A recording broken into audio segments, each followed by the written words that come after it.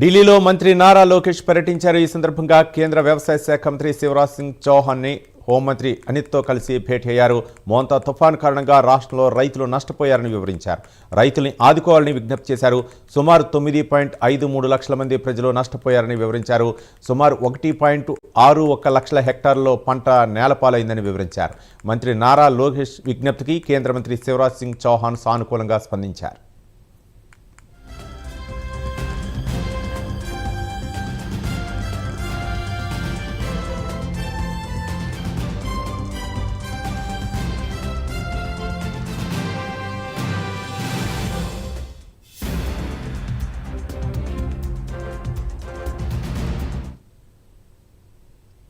ఢిల్లీలో జీఎంఆర్ సంస్థ సీనియర్ అధికారులతో మంత్రి నారా లోకేష్ సమావేశమయ్యారు. ఏపీలోని విశాఖపట్నం వద్ద దేశంలోనే తొలి ఏవియేషన్ ఎడ్యుకేషన్ సిటీ అభివృద్ధిపై చర్చించారు. ఈ ఎడ్యు సిటీని జీఎంఆర్ ఎయిర్ స్పోర్ట్స్ భాగస్వామ్యంతో అభివృద్ధి చేయనున్నారు.